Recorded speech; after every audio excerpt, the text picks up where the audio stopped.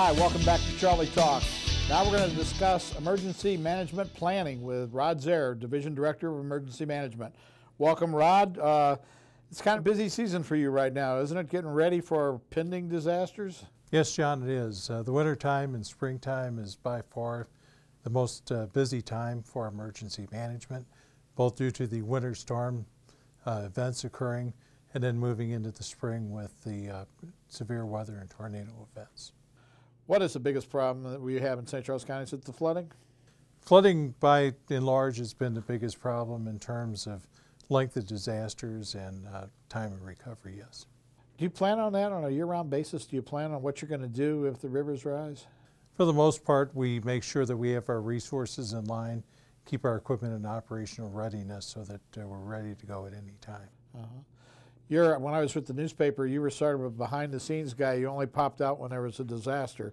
And that's when we would call your office and you'd become a public figure at that time. But the rest of the time, you're sort of behind the scenes, aren't you? It's pretty much a behind-the-scenes operation most of the time. And of course, by nature, our location being in essentially a bomb shelter, we are not seen by the public much. Yeah. Can you get into that place without even getting out, parking in the street, or do you park underneath in there? Or?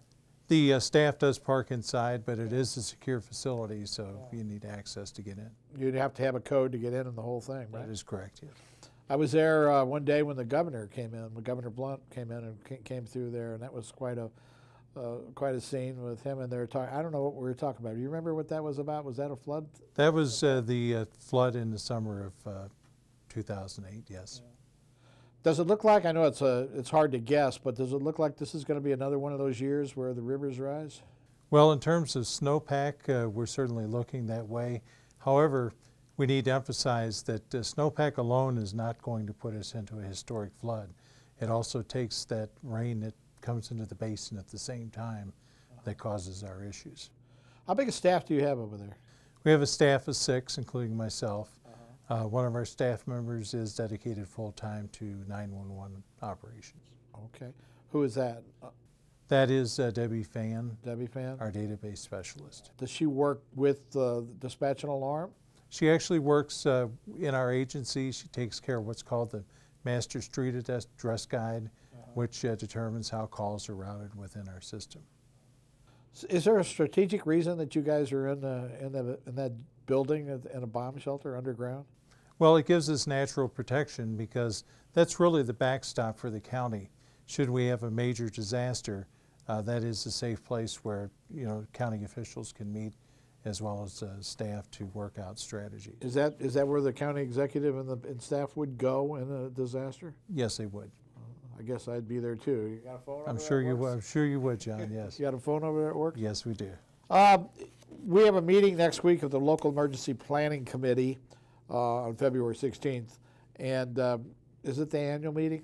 This is the annual meeting. We will be electing new officers to the LEPC at that time. What does the LEPC do? The local emergency planning committee is primarily a hazardous material planning group. However, several years ago, we also amended that to be an all hazards planning group. So we meet and discuss planning strategies for impending disasters and in any type of emergency event. And I notice here that, I mean, I'm on the committee as a media guy, but there's people from all sorts of fire districts and police and ambulance. So you just have about everything covered, don't you? That is correct. And under federal guidelines, we are required to have multiple disciplines represented on our LEPC. Does the LEPC convene when there's a disaster? I mean, if we would have a flood or we have an earthquake or something like that, or would the LEPC get involved? Yes, they could, or certain components of the LEPC, certain committees. I would imagine that the whole LEPC would not convene, but we might take emergency response or media, for example, and have them convene, yes. I know sometimes when they do with situation reports, that's what INA puts out. That is correct. And the situation reports sometimes deal with anything and everything, including the H1N1, snowstorm, ice, whatever. So, I mean, it runs the whole gamut, doesn't it? That is correct. And the LEPC and emergency management perform a multitude of support functions as well as our primary duties. Give me an idea what some of those support functions would be. Well, for example, with H1N1, we provided resources and logistical support to community health for a couple of months there. And you keep the communities involved, St. Charles, St. Peter's, O'Fallon, they all are on getting the releases that come out of your division? Yes, that is released to all the municipalities. We try to keep everyone on the same board, know what's going on. Anna has my home email address now too, so I get them twice. I get them at home and I get them at work, and which is good because I'm not all hours of the day I'm not available. So the elections are next Tuesday for the officers. You running for the chairman again? I understand that I am. I've been nominated by the nominating committee. And Rob Wiley is vice chairman. I suppose he's running again too. Yes, he is. Rob is the fire chief in Cottleville? Cottleville Community Fire Protection District, yes. Are the other fire protection districts represented? We also have representation by Central County. Chief Russ Mason is on board, and Deputy Chief Rick Daly from St. Charles Fire Department. One of the big things that is in my job is making sure that we get accurate information out, because sometimes St. Charles will say one thing and St. Peter's will say another, and you're sort of the clearinghouse for that, right? Yes, we are, and it's very important that we are on the same page in terms of public information releases, because that does cause concern. For example, back in 1993, we had several issues with what we call the rumor mill, and that caused a lot of contention among our public at that time. Tell me, in 1993, did Portage de Sioux go under? Yes, the city of Portage did go under, one of the rare events or times that it has gone underwater.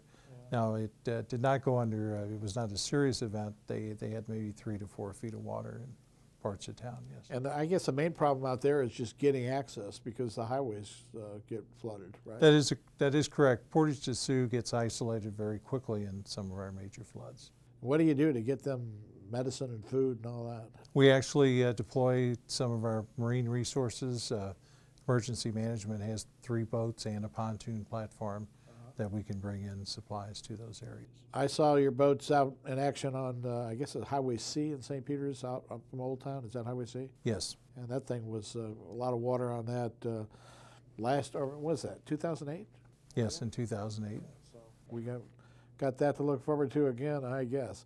We're going to take a little break. When we come back, we're going to talk more with Rod Zerr about emergency management planning.